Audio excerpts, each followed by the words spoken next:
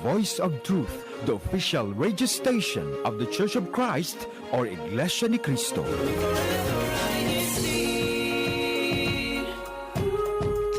And good morning, everyone, and welcome to INCRadio Florida. I am one of your hosts this morning, Brother Robert Tabalis, coming to you from what is normally supposed to be a warm, Florida temperature, which I can guarantee you is not the case right now. I'm going to be talking with our co-host here in just a moment. But of course, here in Florida, we typically enjoy our warmer temperatures. That's not the case this morning, right, Sister Audrey? It was like 41 degrees when we woke up this morning. Oh, yeah, no, it is definitely a chillier morning here in Florida, especially here in the Tampa Bay area. But hello, good morning, ciao, hola to all of our viewers and our listeners here on INCRadio Florida. We are so happy to have you join us here this morning for another exciting topic today. And we hope you tune in soon. So if you have any questions or comment below where you're from, we would love to know where you're listening from, and continue to stay tuned for our interesting topic this morning. Thank you very much, Sister Audrey. And of course, I'm joined this morning by our co-host in our panel, Sister Charisse, that's up there in Pensacola. Good morning, Sister Charisse. How frigid is it up there for you? How cold is it? I know we're more up north, so it's cold here. It is 44 degrees, but I do like my sweater weather, and I'm wearing my layers like Sister Audrey taught me to do on one of her episodes. So I'm very excited about this. Is my favorite sweater, and it's layered, so I'm ready for when it gets warmer, but it's not. It's not going to get warmer today. So proud of Sister Charisse. Layering is an important piece of Florida, because here it can go from 40 degrees in the morning to 80 degrees in the afternoon. In the blink of an eye. So I think that definitely that episode taught us a lot about how to make sure we can tolerate the fluctuating temperatures that we've got here in Florida. Well, we want to give a shout out. Good morning to Brother Tristan, who's joining us as well here in Tampa. How are things there? You're not too far from me, Brother Tristan, but here the temperatures can be like 3 or 4 degrees different. How are things this morning for you? Right. Good morning, everybody. Thank you for joining us this morning on INC Radio. Yeah, it's been really cold. You can see I'm wearing my little sweater over here. So even inside the house, I'm layering, just as Sister Charisse said. So it's been pretty cold. Still getting used to, that chilly weather over here. It's so funny, because here in Florida, we're typically not accustomed to having to turn on the heat. So we've got all of these sweaters that we're digging out from the bottom of our closets, because we only have to use them maybe a month or 2 months out of the year. But I think that now my bones are starting to get older and older, and that means that they're becoming much more not resistant to the cold weather. But we're enjoying our winters here nonetheless in Florida. We're so glad that you're joining us today. Of course, it's Saturday, December 7th here on the East Coast of the United States. It's a little past 9:30 in the morning. And today we're going to be talking about a topic that we actually got a lot of questions about. In fact, the questions that we have are coming to us from our audience, wanting to know, what is it that a hiring manager really looks for?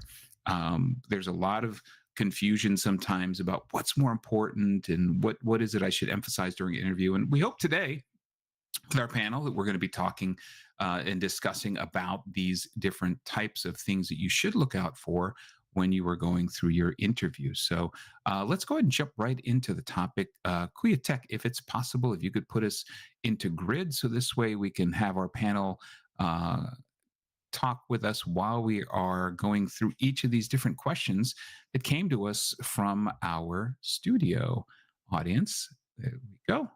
Perfect. And so now let's take a look at what are the things that hiring managers really look for. And for starters, let's go ahead and jump into the very first question. Brother Tristan, what was this first question that we got? Right. It looks like the first question we have is, do managers only look for direct experience?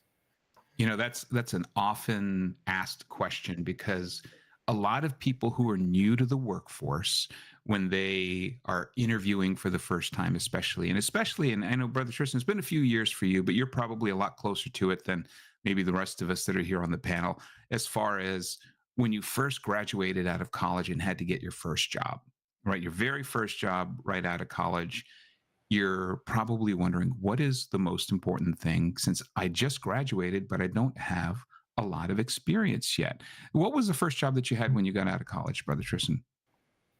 Right. The first job I had out of college, I worked as a entry-level data analyst. I was lucky enough to land the job, and it was in COVID time as well. So it was kind of a stressful period for me trying to figure out, there's a lot going on in the world right now, and then trying to figure out that first job. A lot of people, newly college graduates, who worry about, when I apply to this, they tell me that I need experience, but how am I supposed to gain experience if they won't hire me? So it's definitely a really common problem. I would say that probably the best thing that you could do is what it says in that slideshow is demonstrate, your own capabilities with problem solving and adaptability on top of your credentials as well that you already have. That way you're kind of showing yourself out and showing what's different about you and setting yourself away from the crowd.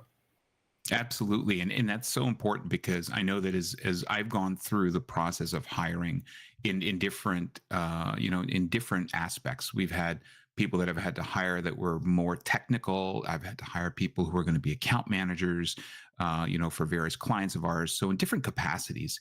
And what's important, and you're right on when you say that that's a big challenge for new grads, is like, okay, so I just graduated school. I want to get a job in the field that I really want to pursue. How do I do that if they're only going to be looking for experience and I haven't yet gotten that experience? And that's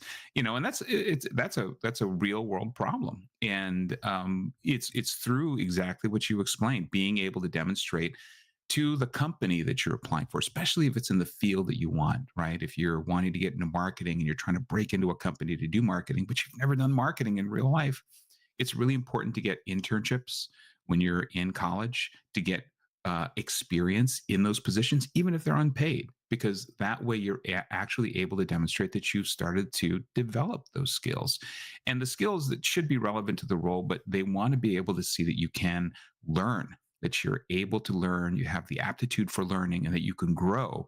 And then, as you mentioned, also problem solving is such a huge thing for hiring managers. Whenever I do interviews, that's one of the first things that I do. In fact, it's one of the things that I do in every interview that I do, is I ask the candidate. So if you're ever applying a job for my company, just know I'm going to ask you this question. One of the first questions I ask them, or somewhere in between, is what kind of games do you like? Especially if it's an analyst, because what I'm waiting to hear is, I don't necessarily want to hear every game you've ever played, but I'm looking for key things that are games that involve strategy, problem solving, things like Scrabble and Sudoku, things that involve critical thinking, for example, puzzles. If I'm hiring for an analyst position, anyone who tells me they love solving crossword puzzles or problems, those are really, really key, because it shows that you have not just an aptitude, but you actually have, a desire to want to apply your skills towards problem solving. And that's such a big piece for any hiring managers, because they want to hire people who can help them solve problems, people who are going to be able to help them jump in right away and start doing the work. So I think that's all really key things. And most important, though, if you can, while you're in school, try to get experience through internships, unpaid internships, to be able to get that experience that you might not be able to get immediately after you graduate. So regardless of what field you happen to be in, right? My daughter just recently started working as a behavioral therapist, and graduating. When she graduates, it's going to be difficult to try to get that experience unless you've actually already done some of that. And there's a variety of different things that are offered through the school that give that experience to those candidates. So I think that's super important that you do that. So the next question that we got from somebody, Sister Charisse, I think you mind reading this? Yes, I would love to. What is the role of a resume? Oh, okay. Well, I've seen hundreds of resumes. I have seen things that were literally the length of like a social media post, and that was their resume. And I've seen some that have literally written novels, and it's a sweet spot in between, right? Yeah. The resume has got to be clear, it's concise, right? Concise means don't give me war and peace, don't give me 5 pages. 2 to 3 pages is actually in some cases almost overkill. 1 to 2 pages is like the sweet spot, especially for most, because honestly, the things that we look for are going to be in the top half, because we want to see what your relevant experience is, things that you've accomplished.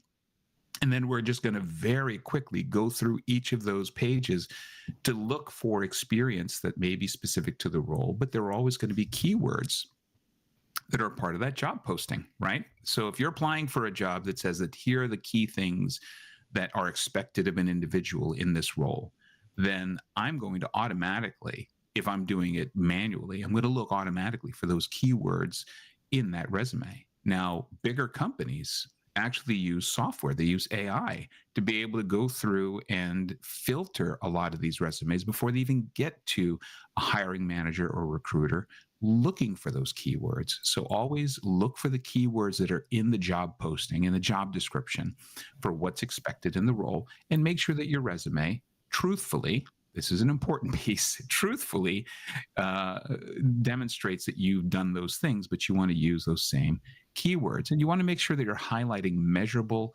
achievements. We want you to use action words, action verbs, because that actually demonstrates impact.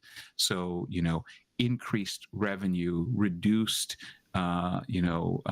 expenses, we built improved efficiency. Action words are extremely important when we're looking at a resume, because it demonstrates that you've actually done something, you've achieved something. But keep in mind, the resume is not going to get you the job, right?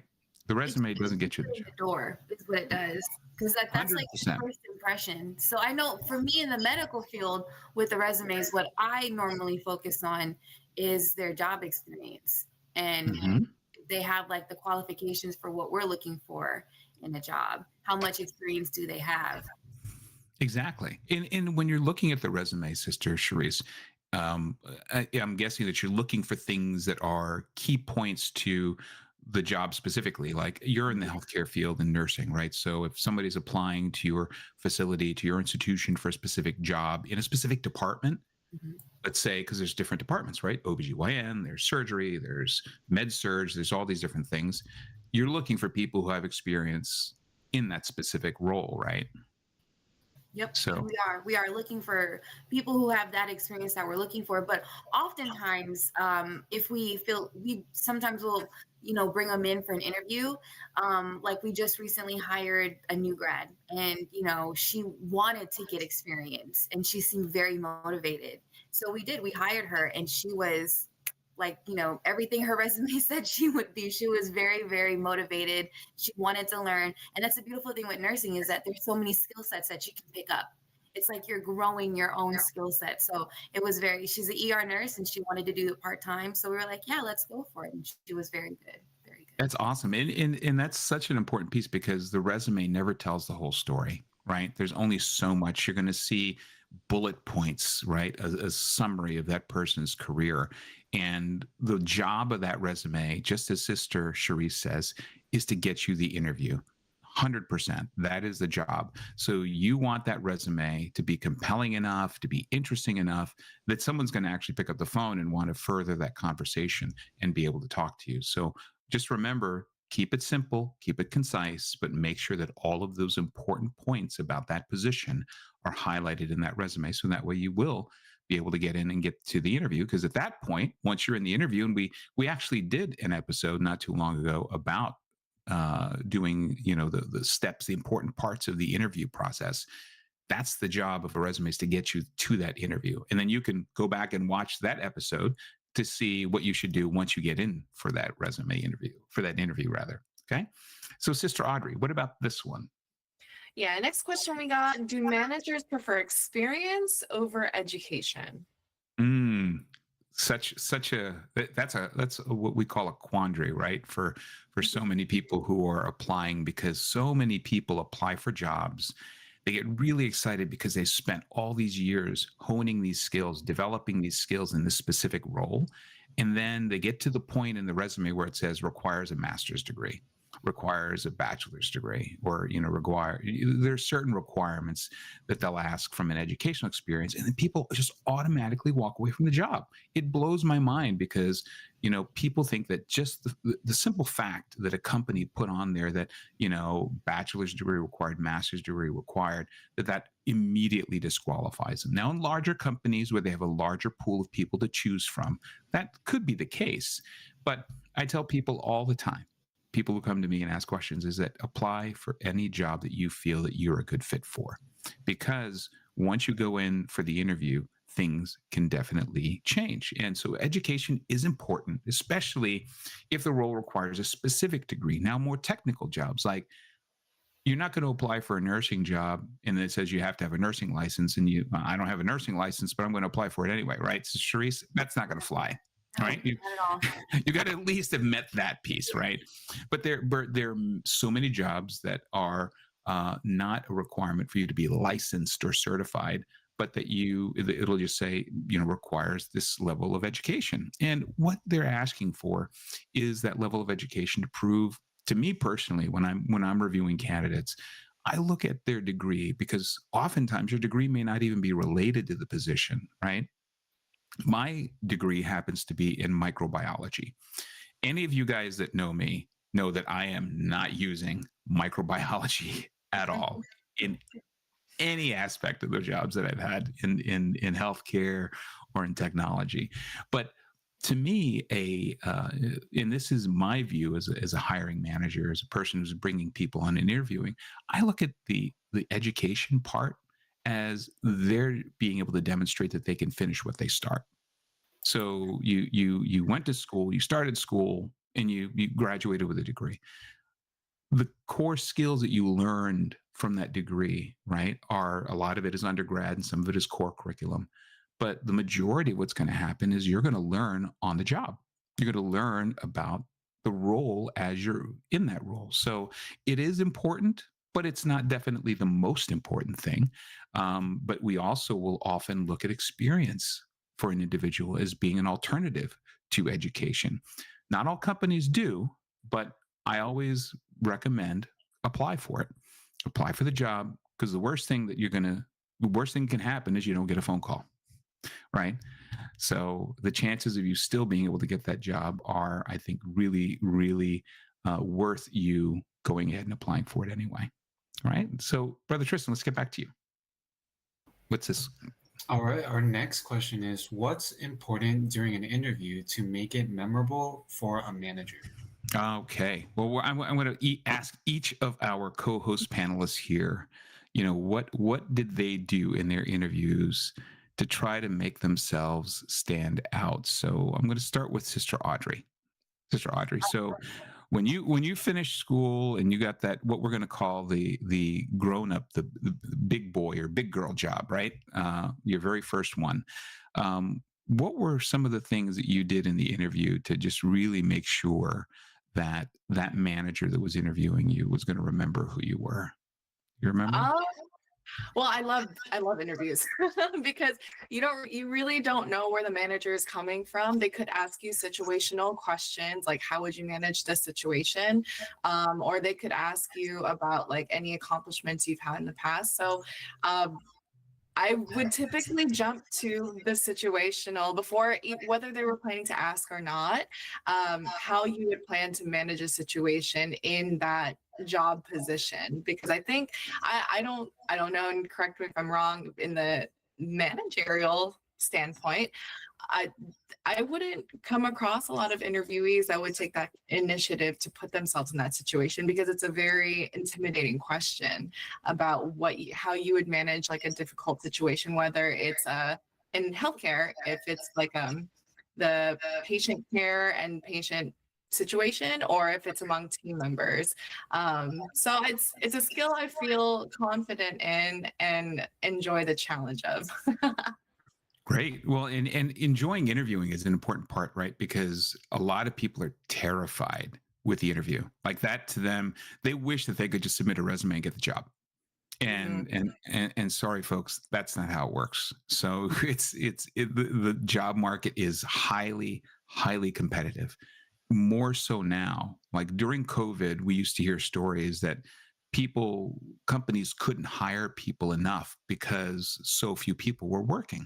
And so it was the job market was very skewed during COVID. A lot of employers were struggling and competing for people. The market's back to where it was, meaning that now there are multiple candidates that are always applying for these positions, and it's really the companies now who are in that position of being able to make the choices. I remember during COVID that I would line up interviews for analysts, and out of the 5 people that I lined up for interviews, like 2 would show up, 3 wouldn't even show up because the market was that soft back then. But now, remember, when you go in for that interview, you have to make yourself memorable. You have to be able to stand out. And Brother Tristan, when you go in for that first big boy interview, we'll call it, what were some of the things that you might have said to try and have that manager remember who you were and separate you from some of the other candidates? Yeah, I think that one thing that is really important when doing interviews is to do your research about the position and about the company that you're applying for. One of the worst things that you could probably do is walk into an interview and then the manager asks you a question about what they do or what the position is, and then you just don't really know your stuff. So, doing research, having a few questions lined up for the hiring manager at the end of the interview can also be really helpful too, to show that you are engaged and interested, that you took the initiative, like Sister Audrey said, to put your best foot forward and do your own research. So those are all things that I've done in the past and still try to do when preparing for an interview, to do my own research and to prepare a few good questions. Excellent. And so, Sister Therese, I'm going to flip this a little bit. So when you were interviewing people for positions, what are some of the things that to you really stand out when somebody said, what are the things that they say in an interview that really makes it stand out for you? Well, for for me, when we interview, we do a lot of peer interviewing in my surgery center. So because for our aspect, with the positions that we try to fill, we're generally a team. So we're looking for Mhm. not only that experience, but also is it someone whose personality we feel like will kind of blend with all of ours. That's the biggest thing too, especially when I'm interviewing. I want to make sure that they're the type of person that, because being in healthcare, if there's something were to happen, you need someone who's going to jump in without question. And so I found that, we've done a lot of interviews in the past few years. So I've kind of honed myself into what questions to ask. That way I can filter out who would be a good candidate, because we've had a few who just stand around and I guess they wait to be directed. Whereas for me, I'm looking for someone who is you don't need to ask anything. They They're take the already, initiative, right? yes, take the Yeah. initiative, jump in, help. Don't wait for me to ask you. So I look for those things and, I ask them. But the funny thing is, and the difficult thing is that I had to realize that a lot of people will almost say and do anything to get the job. So, even Mhm. though I asked them, are you a team player? Can you give me experience of, like, when you had a difficult time, like how do you work as a team? And they'll tell me everything I want to hear. And then when they come in and they start doing the job, like, you're not really matching up to what you Mhm. said you would do. So those are things that I really look for. And things that I did when I was trying to get the job was I always did my follow-up thank you letter. I don't know if people still do that, but I was like, I'm gonna make them remember me. I really want this job. So I'd always interview my or not interview, I would always send out like a thank you email to the one who interviewed me, the manager. I'd follow up. That way they would know that I really wanted the job. I was very passionate about getting the job, because I feel like you can only come across so much. And for me, anytime I interview, I always wanted or anytime I interviewed for a position, I always wanted the people that were interviewing me, I always wanted them to see how passionate I was, how motivated I was. Like, I didn't want a job as a paycheck. I wanted this job because, I'm passionate about what I do. So those were always types of things that I did to make it memorable. You know, that's so important though. That reaching back out after the interview, I can't tell you how important that is, because it, one, like you said, it demonstrates that you actually are interested in the position, and then secondly, it also gets your name back in front of that manager, that hiring manager. So they say, oh yeah, I remember this person. I remember that they did this and this. But one follow-up email or one card, I've actually had people drop off cards at the office when we're still in the office, like a thank you card, right? um, One is enough. It, don't send me a daily email thanking me again and wanting to check on the status of your or if you have, like, we have recruiters in the department that handles it. But there's a fine line between being courteous and representing your desire for the job, and then starting to get very creepy. So let's keep it on the let's keep it on the very professional side. But hiring managers really favor candidates who provide concrete examples of past successes during interviews. For me, that's a key thing, because like you said, you hear things from people, and then when they come on, they're not really as proficient as they made themselves sound during the interview. So concrete examples of things that you've done, and I'll, during my interviews, I'll actually drill down into, can you show me an example of, you said this on your resume, right, that you helped to build efficiency in the department. Can you give me 2 examples of how you actually did that in the department? And that way you can start to peel back and see, well, what are the real skills that they applied in order for them to achieve what it is that they said they achieved. So it's really clear and simple. Be honest, be truthful, because it doesn't help anybody if during the interview you're making stuff up, then you get hired, and then they let you go. So it's important that, it's honestly, it's a waste of time for both parties. So just, you want to be sure that you're accurately describing what it is that you are capable of doing, and being able to do it when you get hired. All right. And I think our final question is Sister Audrey. What is this one? Yes. How important are soft skills? So here's a question. Who here, give me some examples, Brother Tristan, of a soft skill?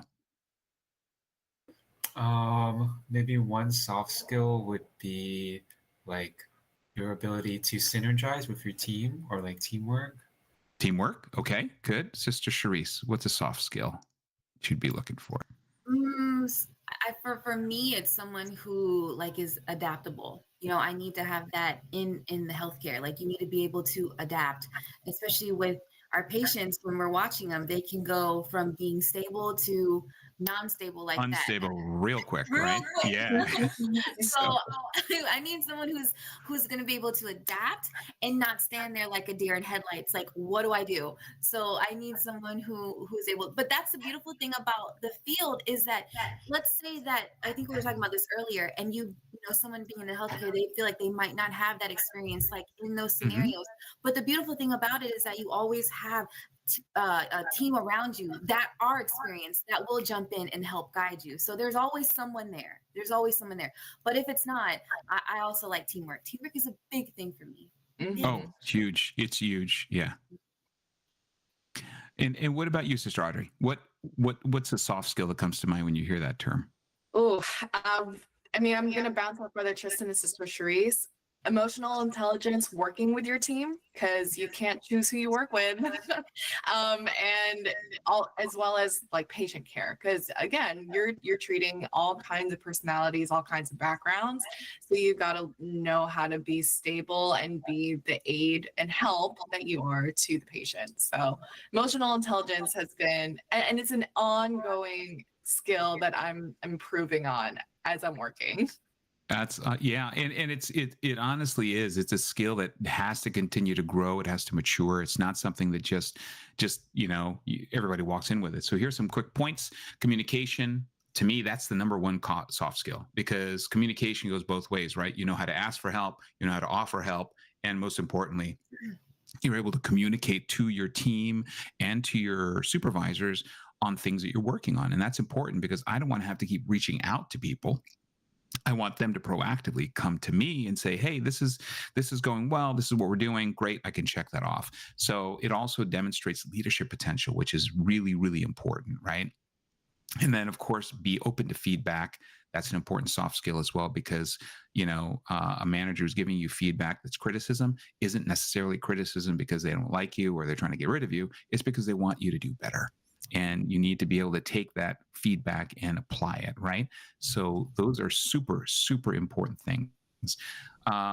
Thank you, panel, for all of that input, because it's all so valuable and important for folks to be able to hear what it is in real life that people are looking for. And one of the things that I think is important for us is also to be sure that, again, if you're looking for a position, you're looking for a job, be sure that you go ahead and go for it, because you never know, you might get that interview. And if you do, hopefully you could take some of these tips with us. So fastest 30 minutes on radio. That's us here on INCRadio Florida. So before we go, we wanted to, of course, say and give a shout out to our executive minister, Brother Eduardo V. Manalo, of course, to our SEBSI CEO and president for SEBSI is Brother Angelo Arano Manalo, to our executive producer, Brother Manley and Diane, to our station manager, Brother Wally Tarai. Thank you so much to everyone for tuning in today on INC Radio. We will see you next week here again, but stay tuned. INC Radio South Central State's coming up next.